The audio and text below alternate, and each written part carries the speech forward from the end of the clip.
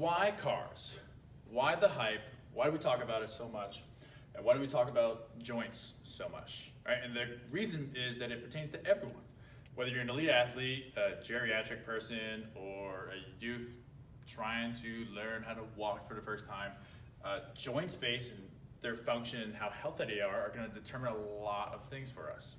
So to understand, to go through this kind of like part one, is understanding the circle and how we kind of graph what's going on.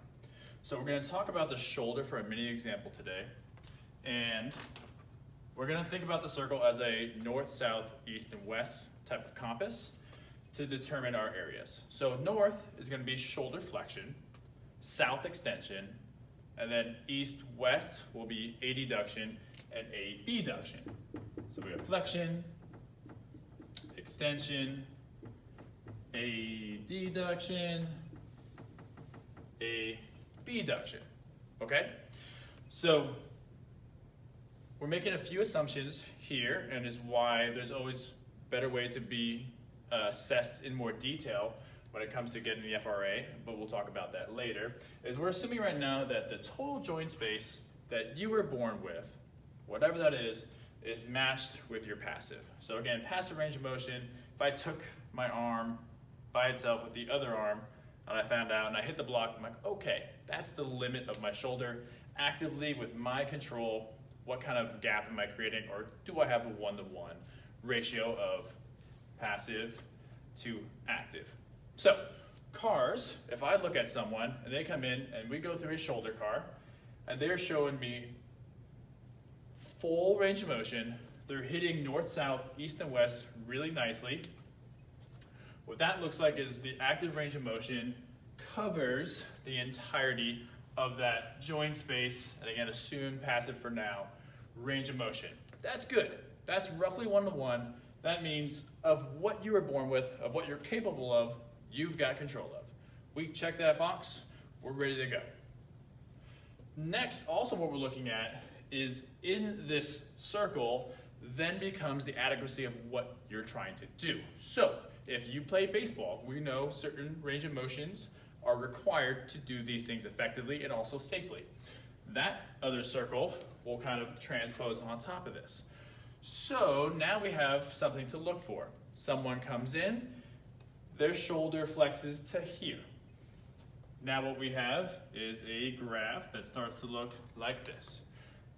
Their adduction, say it's really good, comes around here, okay. Abduction, good, cool. They go into extension, it's not really there. So of this person that we've assessed, we see some gaps. We see two gaps. We see a gap between what their shoulder is possible to show and then what they're showing. The other gap is the adequacy gap between a shoulder to play baseball that probably needs to flex a little more, which might be up here. So baseball and joint space are located somewhere up here.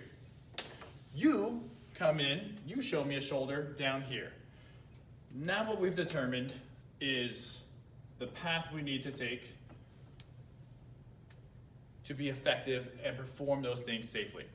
If we are doing things, I don't care what it is, with requirements of joint range of motion up here, out here, wherever, and we are demonstrating things down here, you're always going to run a higher cost of doing that through compensations, through just a lack of experience, a lack of control, a lack of strength because of a lack of experience, things like that. We have to find out what the joint space is capable of, what the sport, event, your life deems necessary to do it safely and effectively, and then what you are showing us right now. That's the only way you can make a safe and effective game plan to get your shoulder from here to the point you need it to do whatever it is you want to do well. But without assessment, you don't know. You're just flying blind.